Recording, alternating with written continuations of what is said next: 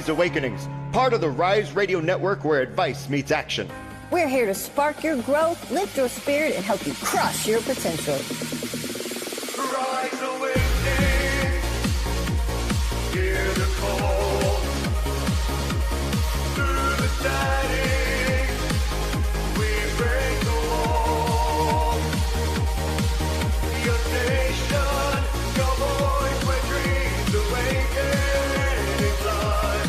Rise Awakening, now is the time. Rise Awakenings, let's rise together.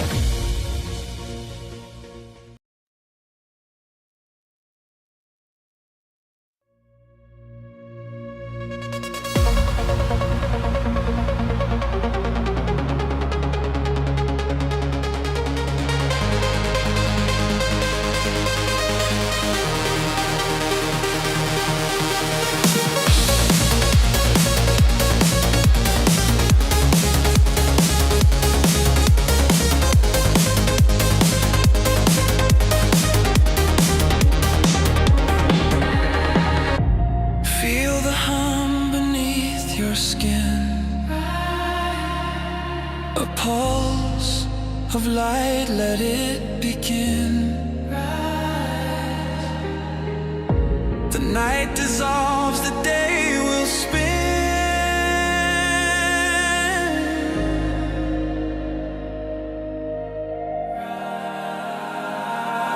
Rise awakenings, hear the call. Through the static, we break the wall. Your station, your voice where dreams awaken and climb. Rise awakenings, now is the time.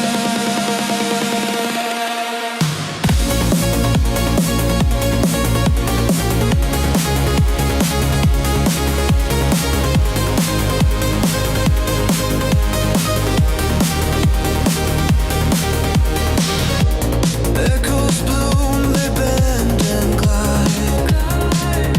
A signal surging deep inside. From shadows' grip, we rise and rise.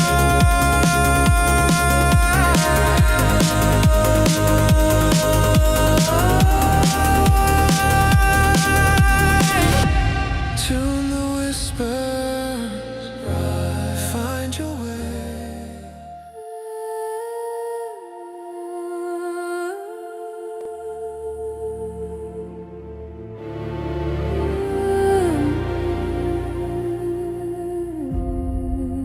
Start with the quiet parts, the things you hide behind your laugh. Sit with the ache a while. Let every question breathe and ask, who was I trying to be? Who am I when I just stay? Name every tender scar and let them have their say. This is the bloom from the soil of your sorrow. Petals from pain, new color in tomorrow. You walk through the dark with a soft, steady truth, holding your heart till your heart carries you. This is the blue. Pages of old beliefs, stories that kept you playing small. Lay them out on the floor, see which ones never fit at all. Offer your younger self a kindness you never knew. Whisper you're safe with me and feel it turning true. This is the bloom from the soil of your sorrow.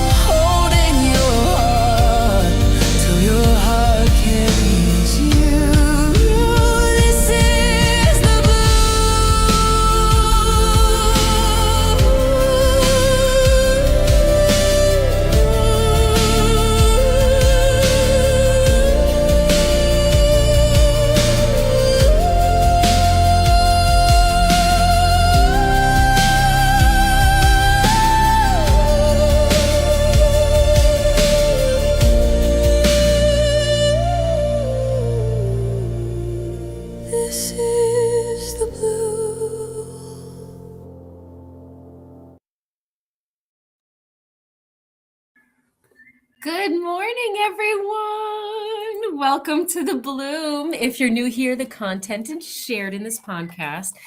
It's based on my personal experience and knowledge that I've gained through my educational journeys and healing journeys. And the information is shared in the greatest degree of love. It's intended to resonate with whoever it is meant to assist you in your healing journey. So please feel free to take what resonates and leave what doesn't. I'm going to get to the chat as soon as I can and as many as I can. And I want to say thank you to Micah, as always. First of all, the intro was really, really cool. That's a cool ship. I don't know how you do all that, because the man behind the curtain who pushes buttons is fantastic. Thank you for doing what you do.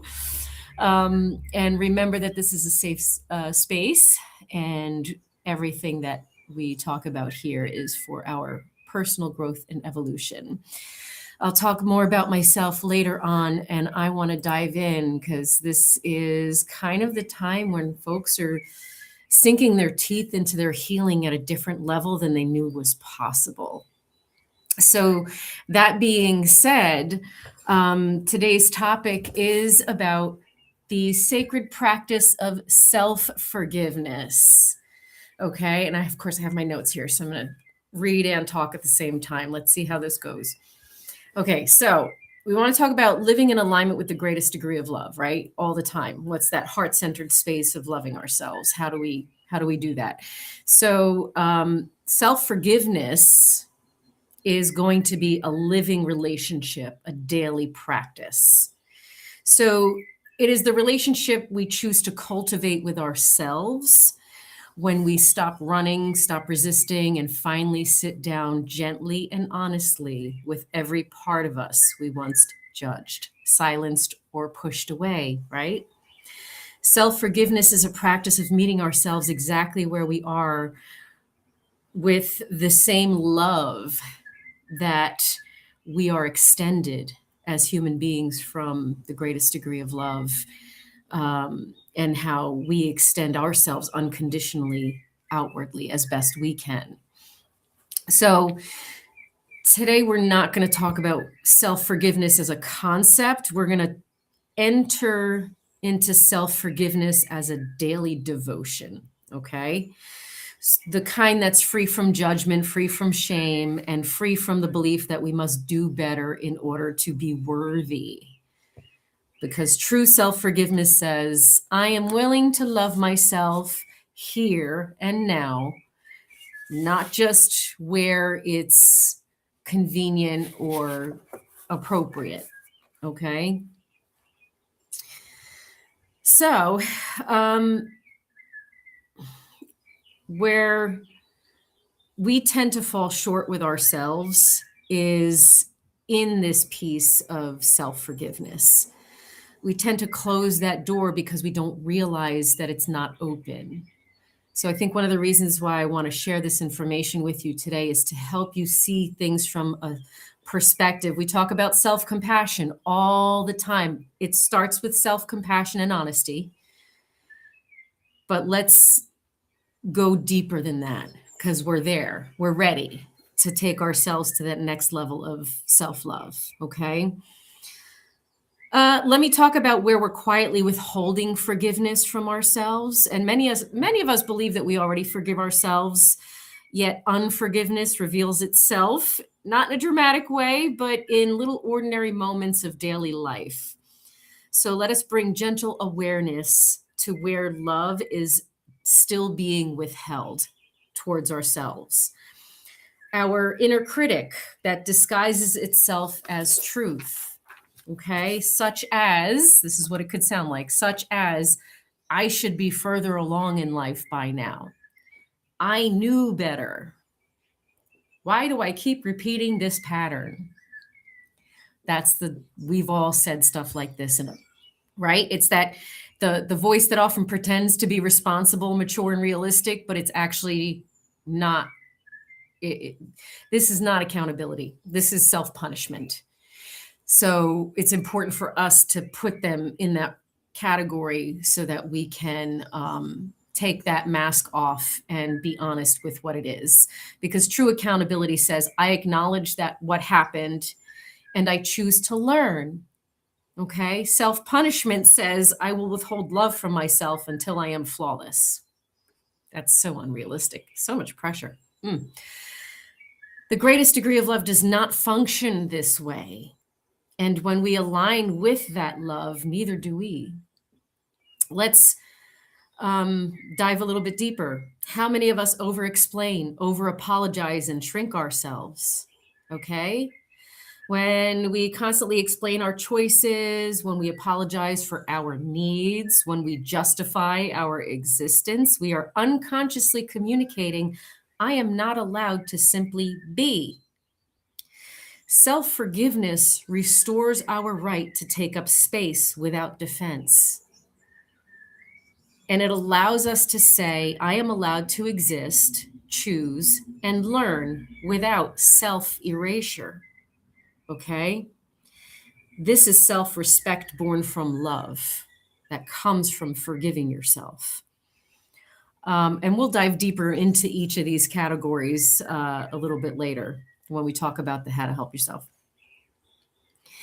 Are we staying loyal to old versions of ourselves? Okay. Do we replay old decisions, old words that we've said, old moments where we didn't know what we know now? That's not reflection, that's an attachment to guilt. Self forgiveness in this moment would say, I honor who I was for surviving and I release myself to grow. The greatest degree of love does not require us to stay frozen in our past to prove remorse. Okay. Another way unforgiveness shows up in our experience, I don't know if that's a word, but I'm saying it. Resentment towards others that we struggle to release. Okay. The deeper truth is any resentment we hold towards another person is also a place where we are holding anger towards ourselves. Whew. Why? For what we allowed, for what we didn't recognize, for what we had the capacity to protect at the time, right? And the list goes on. Self-forgiveness restores compassion to our former limitations. Our former limitations. So we got to extend compassion to that too. When we forgive ourselves, resentment loosens up naturally without force, okay? And let's talk about the mirror principle for a second. Every judgment we hold towards ourselves is projected outward. Every act of self-forgiveness ripples outward also. This is why self-forgiveness is not selfish. It's relational medicine, okay? When we soften towards ourselves, we listen more deeply, we react less defensively, and we love more freely. Self-forgiveness is how love expresses itself through human life. And sitting with what we've been avoiding, that is the self-forgiveness. It requires for something that most of us do to bypass. Okay, we can't avoid anymore. We have to sit with it. We have to be willing to sit with the guilt, the regret, the discomfort of the truth, and the old version of ourselves. Not to punish ourselves, but to hold ourselves with presence. And instead of saying, I shouldn't feel this way, the shoulda, coulda, woulda has got to go out the window. That's not helpful in self-forgiveness. We're going to practice instead saying, I am willing to witness this feeling with love and compassion, and I forgive myself for what I didn't know and didn't have the capacity to know. Okay? This is the embodiment of forgiveness. Safe and healing ways to release anger and resentment for you will help you relieve some of that internalized judgment, shame, guilt, discomfort, anger, resentment, etc., etc., etc. So let's dive into some ways that we can start doing that. Micah and I talk about it all the time. We talk about conscious awareness of self, right? So that includes conscious acknowledgement and speaking with honesty. We've talked about that in truth. Okay. I feel angry about X, Y, and Z. I resent this person because X, Y, and Z. I feel hurt because X, Y, and Z. And as we're talking about this, and the truth is spoken with awareness, that's when the releasing begins. And then we can shift our perspective to that into forgiveness. Okay. And start allowing that the reality to breathe, because at the end of the day, that what we're feeling is an inside job. We have to look to ourselves and see, in what ways am I angry at myself, resentful of myself? Did I hurt myself? Did I betray myself? Right? So now I'm going to just talk about the body real quick, because it's important to say that before I forget, because I tend to forget the body. There's some somatic practices that we can do to help ourselves to move the energy that we need to move, and to bring up the emotions that we need to bring up, so that we can bring to our awareness what needs our forgiveness. So all of those sneaky ways I taught you, it shows up in everyday life. I want you to consciously practice in those moments that you catch yourself, and have it be an opportunity for you to practice self-forgiveness. And if you have an opportunity to move your body in that moment to help bring it to the surface, that's great. You know, shaking, tapping, breath work, so whatever. You can Google somatic release techniques that you can do in the moment when you're triggered, okay? And you can even Google specific emotions, okay? Because the body tends to complete what the mind cannot, whether you are aware of it or not. Your nervous system is directly programmed by what's happening in your mind, and your mind is directly related to how you feel. So survival mode does weird things for us. And when we're triggered, our bodies are reactive first. So that reminder thrown in there for you. Okay, so the other thing that we need to do for ourselves, and we talked about validation and truth recently, is to witness ourselves. Okay, even if you wanted to do heart math kind of stuff here and put your hand on your heart and do some mirror work. And in that mirror work, tell yourself, I see you. I understand why you feel this way. You are allowed to feel this way. I am here with you. This is you making that greatest degree of love very personal, and really talking to you and your higher self, that spirit that you have within your heart. Okay. So witnessing yourself, validating yourself, gives permission for you to have normal human full breadth of issues and emotions and experiences, whether they're healthy or unhealthy, without judgment or shame. Okay. And when you're having those moments without judgment or shame, where you're acknowledging yourself fully, you can have an opportunity to reframe. The reframe and the integration, that's a necessity, because some of us stop there and say, I did it, I'm done now. No, you're not. That's bypassing. We're not going to bypass. The hard part is reintegration. So that means after our emotions move, we see ourselves and embody that forgiveness, and see ourselves from that state of, well, I did the best that I could with what I knew at the time. And I'm allowed to grow beyond that point. And I release the belief that perfection is required to receive love. And all of those little lies that you told yourself to maintain the conditioning of judgment, okay, and limitations. And this is something we all practice, that I practice every day too, because Lord knows I certainly say things and do things to myself that isn't as compassionate as I want it to be. So I will do these steps myself and reframe things for myself. And I always include gratitude to alchemize the energy. Okay. We're not forcing the gratitude.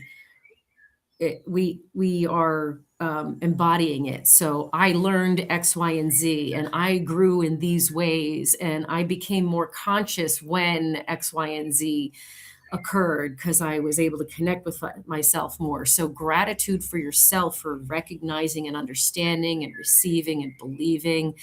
With the gratitude, it's almost like you're acknowledging a new truth. And that's an important piece of stepping forward into catching yourself quicker next time and going through the process quicker sometime next time. Okay. And gratitude becomes the bridge, not the bypass. Okay. We don't let go by pushing things away. We let go by feeling it fully, understanding it deeply, and loving consistently with ourselves. It's not that you'll never have those moments again in life. It's that you're no longer going to punish yourself for those moments. You're going to hold yourself with love. Okay. So I'm going to open it up to comments and questions in just a moment. But before we go, you're not behind. You're not broken. You are becoming. And every time you choose compassion over criticism, presence over avoidance, love over judgment, you are aligning with the greatest degree of love. Okay. And that alignment lived daily is self-forgiveness in its truest form in action. Okay. And that really helps you exist in a more peaceful way for yourself, which ends up motivating you to follow your path and your goals and your objectives and to help yourself move forward in life, right? So that self-forgiveness piece gives you more permission to be vulnerable with yourself and allow yourself to hold space for yourself. That self-forgiveness piece is what comes after the self-compassion. So let's remember that we're always evolving and we're always worthy of love right here and right now, just as we are. Okay, let's bring in the questions and the comments. We have a lot. Okay, I might need a second to go read through them. Oh, here we go. So I think this is Sheila, right? If I'm remembering. I was telling Brindle the other night, it's hard from where I went numb after my ex-husband's abuse to actually feel emotions. It's a transition because we dissociate when we're in a situation that we don't want to be in that survival mode. We completely separate ourselves from ourselves to keep ourselves safe. We dissociate. Maybe that's how I'm feeling. I don't feel depressed. I don't feel sad or happy, but vulnerable would express it. Yeah, vulnerability is necessary for you to hold space for yourself with compassion and forgiveness. It's the first step in allowing yourself permission, that vulnerability of, I'm going to be honest with this situation. And a lot of us, survivors of abuse, narcissistic abuse and otherwise, have gone through a period of disconnection from our own emotions and have to relearn vulnerability when we recognize and observe circumstances, individuals, and situations that are safe enough for us to do so. Okay. So that's really, really part of it, is for us to give ourselves that vulnerability and that space. And I want to touch on, here we go. Wow, I love how you express the accountability factor. Thank you. Definitely can't forgive fully if we aren't aware of our accountability, which makes it hard to accept others' faults. Yes. So thank you for bringing that up, because self-forgiveness is so important for us to, I'm going to say it this way, to start not giving an F what other people's opinions are. Because when we're solid with ourselves, because we've already worked through our own shit, we can absolutely navigate this experience with a lot more clarity and a lot more peace in our hearts. And we can definitely hold space as an example of love to others. It really starts with that self-forgiveness piece on this layer of depth that we're talking about today. Because we can say like, oh, it's okay, I forgive myself, I'll move on. But then the very next time we haven't shifted our behaviors and integrated some new thing that's healthier for us, and we're back to the self-punishment. And so it's hard for us to take accountability for how we treat ourselves, because it's us feeling like, oh, here we go again, we can't do anything right. We're fucking up again, excuse my language. When the reality is am I in survival mode? What is happening in my surroundings? Do the individuals around me have the capacity to understand me and what I'm trying to express, or am I in a situation and circumstance that's incredibly unhealthy for me? So here we go. Accountability is such a big thing to me. Yes, Sparrow, it is. It really ties in with humility, something I strive to train every day. Yes, yes. It's that self-humility, like humbling ourselves to see how we added to the fire because we didn't know and we were in survival. We have to be able to give ourselves an opportunity to forgive our own ignorance. How the heck could we know what we've never witnessed and observed before? How the heck could we know what we didn't learn? So that self-forgiveness takes so much pressure off, allows us to be vulnerable with ourselves, gives us that space that we need in order to discern what ain't working. I've lived through numerous abusive circumstances and situations in my experience, unfortunately, but that's the reality that I thought was normal because that's what I experienced, period. I didn't know how to do things differently or say things differently or put boundaries up or speak up, or I didn't know any of that stuff. When I learned that and I started implementing all of those new patterns, I was also still carrying through my healing journey a level of resentment and shame and guilt for all the things that I didn't get right or didn't do right or shoulda, coulda, woulda. That's why Micah and I have the shoulda bird. Don't shoulda on yourself. Where's his poop mug? We do need to give ourselves some space in that compassionate place and truly forgive, with the understanding that we're having a human experience. Our knowledge is limited in those moments of survival. We can't carry that with us throughout all of our lives. That's not embodying the greatest degree of love. Now, I know there might be plenty of us who feel like a villain and feel like our families this and that and feel like we've upset people in X places and all these things. There's so many different circumstances in which we carry that stuff that we need to sit with, and the way we sabotage ourselves and punish ourselves. Sheila says, I'm still in survival mode and I don't know how to turn off survival mode. Thank you for being here because you're going to learn. I've become addicted to clutter, hoarding, and yes, and such. And apartment complex is holding me accountable to clean up my messes of how horrible my room state was. Yes. And for a lot of us, there's a level of not understanding the symptoms that occur in self-punishment. We become stagnant and stuck and paralyzed because we're overwhelmed quickly in a lot of circumstances and situations in survival mode. So that freeze mode creates freeze in every aspect of life.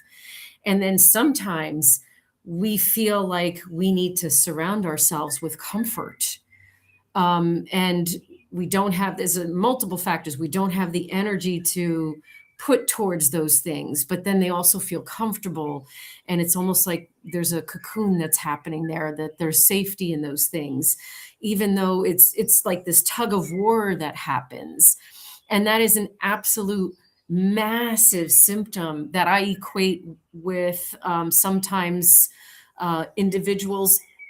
There's all forms of addiction. So one of them is, I believe, in accruing items to help you tolerate, get through, survive what it is that you're experiencing in external form. Some folks use alcohol, some folks use excessive exercising.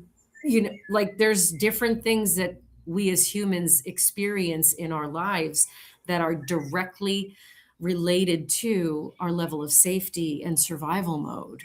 And by the way, I've gone through those exact stages myself multiple times when I was in survival mode.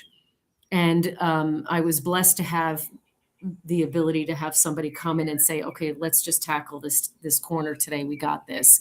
And I had help.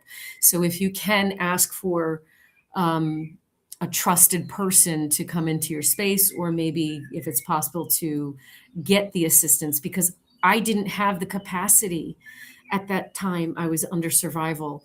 I didn't have the capacity, the executive function, or the physical stamina to do what was needed at all for months, for years, even sometimes. So you got to give yourself a little compassion and forgiveness to at least be vulnerable enough to allow someone to assist you. Okay.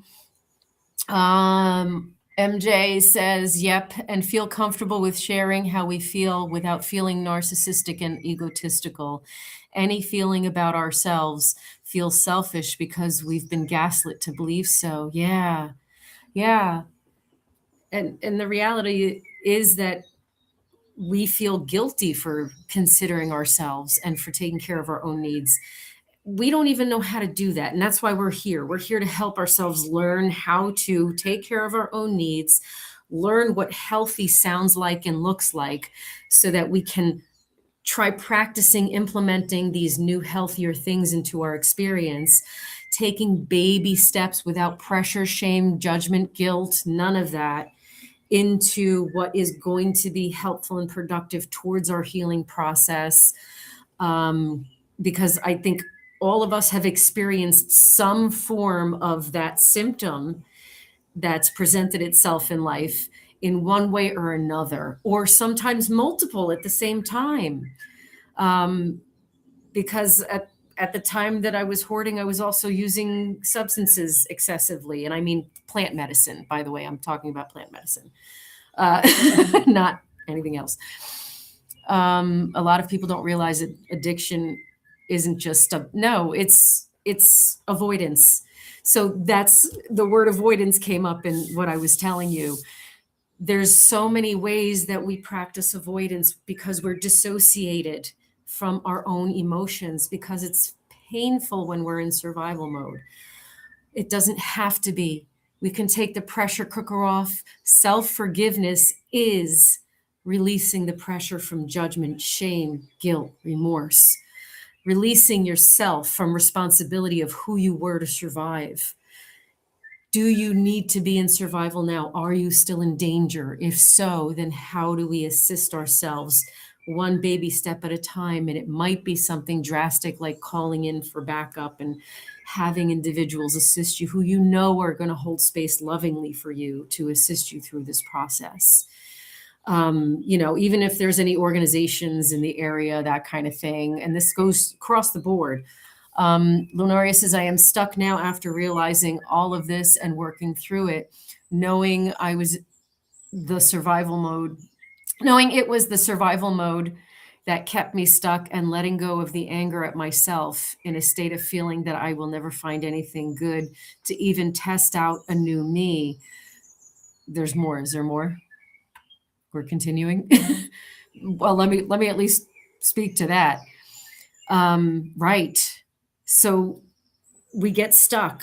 We get that freeze mode and we get stuck, whether it's in our hearts, in our minds, and that affects us physically. So we get stuck physically too. And then we get on these hamster wheels.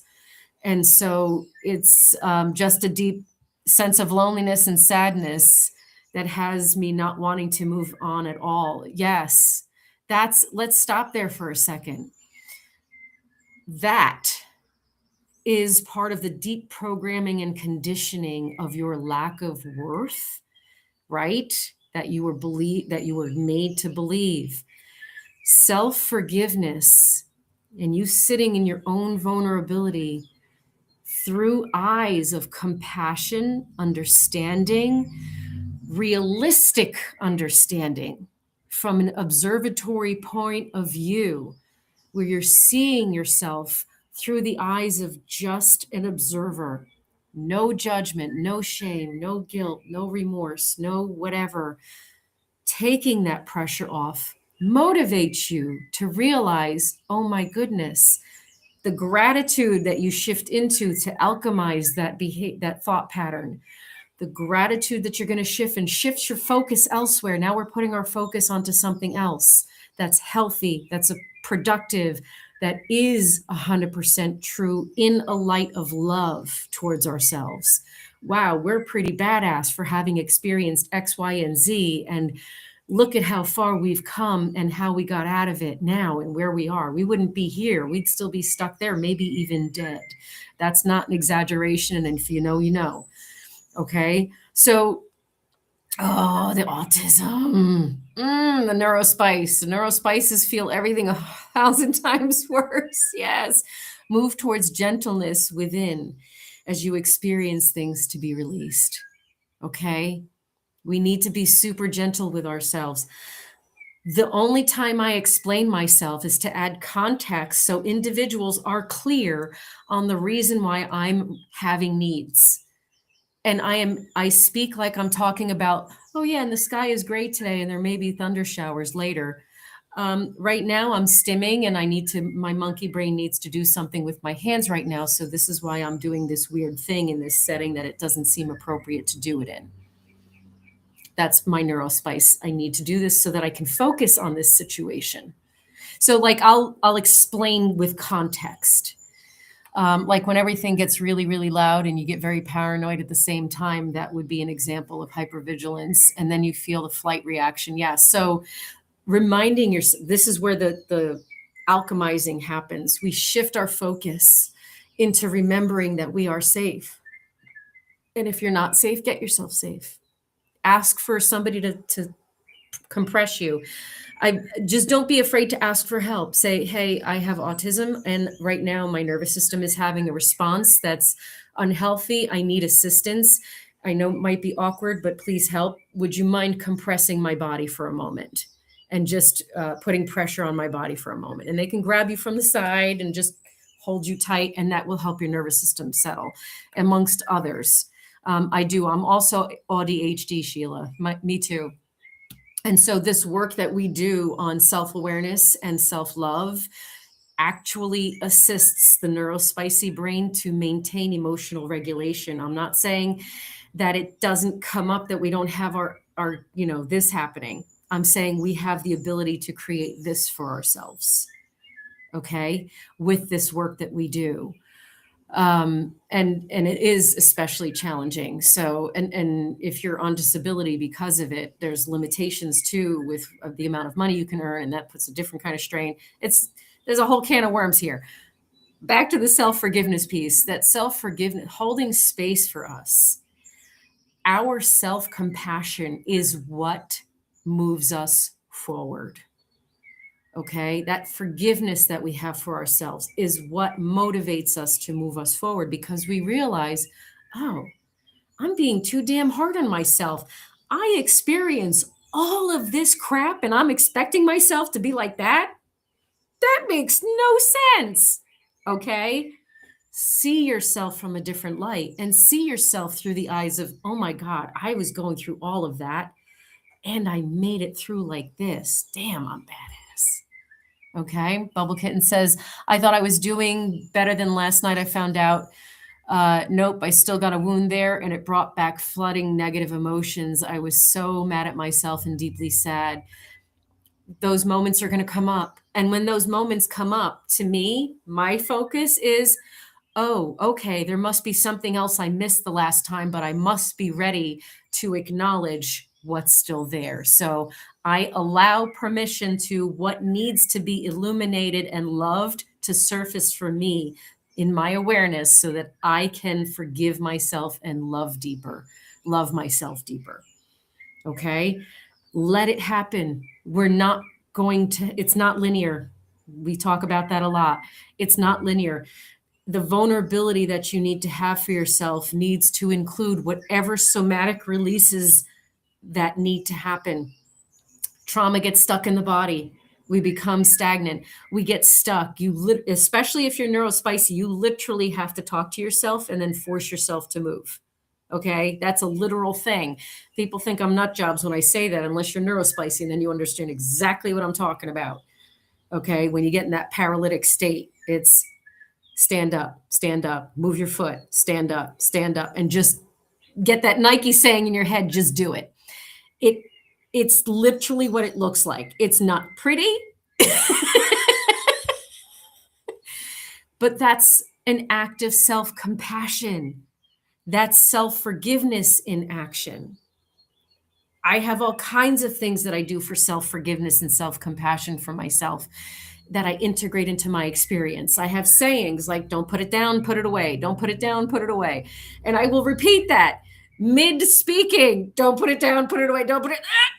And I will go put it somewhere else where it belongs. By the way, this doesn't belong on my desk. It belongs in somewhere else. I did not practice. Don't put it down, put it away with that thing. Sheila says, I am so angry at myself and I don't understand why I'm angry. You're angry because, there's a list of reasons, Sheila. I'm going to go down the list. You didn't know better. You allowed a lot of things to happen.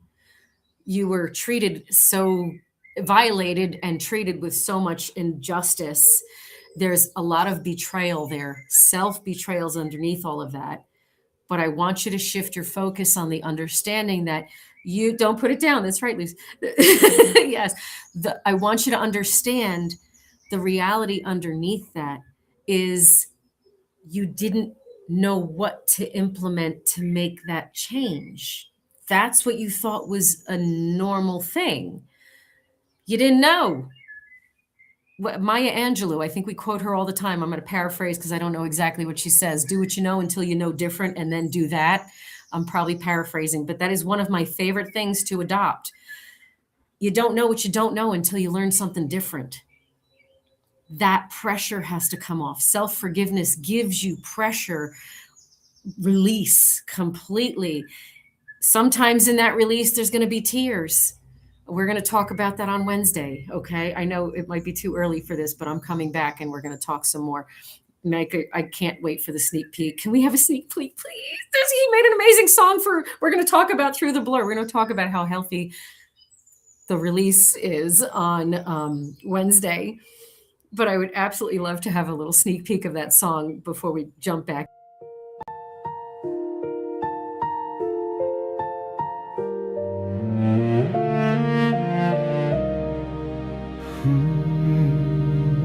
Why am I still here? Life's not really that bad. Past keeps creeping in. Can't release the sad. Memories flooding like the swipe of a shelf, knocking me down. Gotta distract myself. Tears flooding in, flowing like rain, won't stop happening. Here they come again, begging me to see through the blur, heal through the pain. That is so awesome. Oh my God, Micah, that was so amazing. Oh, I can't wait for Wednesday because we're going to really dive into that topic with regards to tears, the importance of tears. So this self-forgiveness piece, you have a couple of days to practice, like we talked about, in those moments that we talked about. That's every single day life, and catching yourself, diminishing yourself, catch yourself in moments of self-betrayal. I want to talk about grieving as a part of self-forgiveness. Married to self-forgiveness has to be grieving for the life we never got. Okay, forgiving ourselves for not giving us the life that we never got, but also forgiving ourselves for not knowing something different was an option. And even if we knew something different was an option, forgiving ourselves for not knowing how to be in that option. Forgiving ourselves for not taking better care of our bodies, our hearts, our homes, our minds. Forgiving ourselves for all the ways that we're punishing ourselves in little ways that we may not realize. But if you feel cringe, trust your intuition. If you feel cringe, question it. Is there something here for me to forgive? I'm a very flawed human being, and that's okay. I love myself here and now, no matter what, because I am perfect as I am today, as I am flawed in my learning, as I am flawed along my journey. I am learning the ways in which to love myself fully, completely, and deeply. I am allowing myself permission, free from the belief that we must be better to be worthy. Okay? Absolutely. We are perfect and worthy just as we are right now in this human experience. Box breath is great. And my personal favorite variation of that box breath is when we contract the root and sacral chakra muscles on the inhale part, which is the unnatural way of breathing, and then releasing releasing the tension in those muscle groups on the exhale. If you want to try that, Sparrow, please try that, because what it does is it do that several times in a row, and it releases the spinal fluid up into your brain, and then that releases the happy chemicals. So you get all the serotonin, the dopamine, the whole list of happy chemicals in that box breath. So try that on for size, because it's a mood elevator instantaneously. So yes, it does. It does work so well with the chakras. And the entire nervous system. So Google things for yourself to expand. Give yourself permission to expand the ways in which you help your heart, your mind, and your body release what's stuck in you. Okay. And we're here. Okay. Get in touch with Micah, get in touch with Carrie, get in touch with me, stay in the chats, engage with each other in the chats. We're a support group. There's Phoenix Path as well, that including with the Rise Awakenings on Facebook. And just being a part of these podcasts, you're learning all the what's different, what's healthier techniques here on Rise Awakenings. So just being open to that and holding space for your own emotional states of being. But getting yourself through to the other side is going to require self-forgiveness. Okay? That forgiveness that lets it all go. Right? So, anyone else have any questions or comments? I don't want to cut you off too short. But I do want to make sure that I got everybody's questions, comments, and anything that's anyone's struggling with. So we talked about the anger. We talked about the other thing. I want to talk about trusting. I'm reading something about trust. So the forgiveness gives you permission to start trusting yourself. The reason why we have no clarity and we don't trust ourselves and don't believe in ourselves is because of that negative self-talk and getting caught in those places where we're stuck in that remorse, shame, guilt, resentment. Now, anything external from us is internal, so that's why it's an inside job. We could feel betrayed because we've been betrayed. We can feel the injustices because we've been violated. We can feel all the hurt because we've been hurt and been abused. However, we can also forgive ourselves for what we didn't know on how to get ourselves to a different state, space, and place. The fact that you're even here tells me that you're in a different space and place. We can say, I forgive myself for holding those things so close that kept me so far away. Reconnecting with our emotions is going to require that self-forgiveness. It's the bridge. The gratitude, that's the bridge. That's what we need to bridge ourselves back into our emotional healthiness and wellness so that we can keep ourselves regulated. We got a bunch of stuff here. The self-worth and the big emotions, letting the crap go. Hoping that we can, yes. Okay, so that's why I wanted to teach you guys how to sit with forgiveness on a different level, because it directly impacts the belief you have in yourself, and it directly impacts the self-worth. Okay? You are worthy right now. It helps invite in the deepest levels of self-acceptance, self-validation, and self-compassion and love in order for you to decide, I'm okay with all of my flaws. No one can touch me. It assists in you stepping into your sovereignty. It assists in you becoming who you need to become. We're going to continue to punish ourselves and block our own abundance because we can't let go of stuff that doesn't belong to us. It's not ours to keep. Everyone's on their own unique journey. It ain't going to be pretty. We experience a lot of crap. The idea is that's gone. That was to teach us. What are we taking from what we learned? Are we taking the hurt, the pain, the resentment? Or are we taking, ooh, that didn't work. What's different for me to try? Let me go learn. Let me go find it, AKA Rise Awakenings and the shows that we do here. We have forgiveness doesn't mean that what happened is okay. It means that you recognize that you don't have to hold it anymore. 1,000%. Oh, goodness. These two are fabulous. Two came out. Yes, we are here to save ourselves. I've heard this somewhere. I'm going to repeat it. I don't know where I heard it. No one's coming to save us. Therefore, no one's coming to stop us either. Let that one sit for a minute. You have the capability to forgive yourself and move on. Honestly, being a savior of yourself is so essentially beneficial towards light. Speaking of light, these are my affirmation cards by Chelsea Palermo. You can look her up on Facebook. I am filling my body and soul with radiant love and healing light. That's a great affirmation. Now actually do that by learning what that looks like.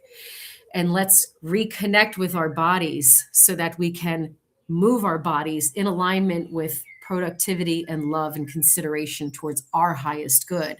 And say something like, I am at home in my body. Okay?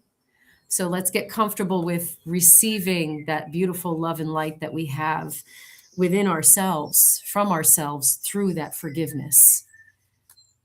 Okay? An act of forgiveness towards ourselves is loving ourselves more deeply. And on that note, I think this is a good place to stop. And thank you for all of your comments and love and vulnerability in this show. And I can't wait for the shows this week. And I'm especially looking forward to hearing the rest of that beautiful song, Through the Blur, and for us all learning to be okay with what our bodies need to be.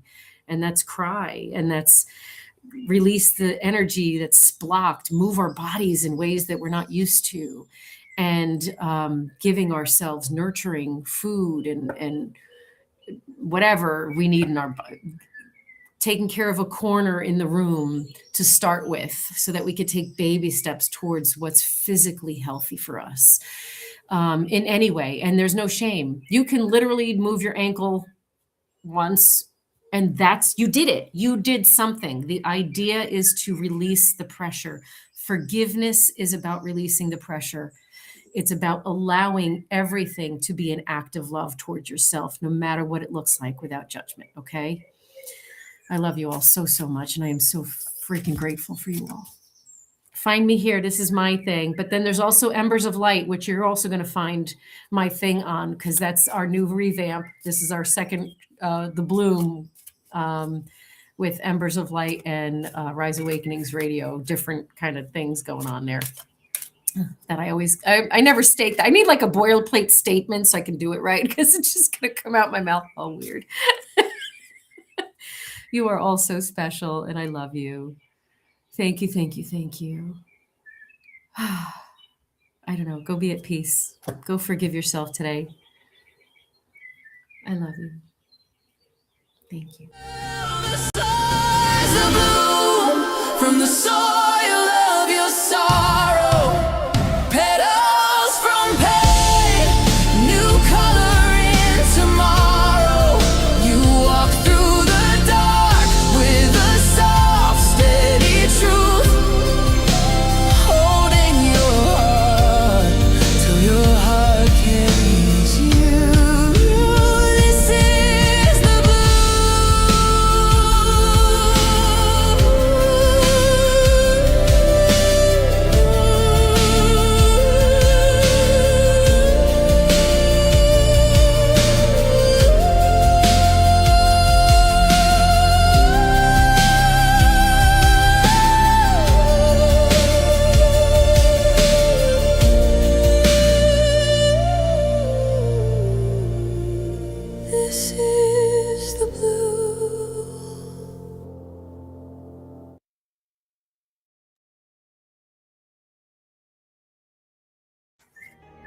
Hey, this is Brindle Wolf. And I'm Lunaria. You're listening to Rise Awakenings, part of the Rise Radio Network where advice meets action. We're here to spark your growth, lift your spirit, and help you crush your potential. Rise awakening, hear the call. Through the static, we break the wall. Your station, your voice, where dreams awaken in time. Rise awakening, now is the time. Rise Awakenings, let's rise together.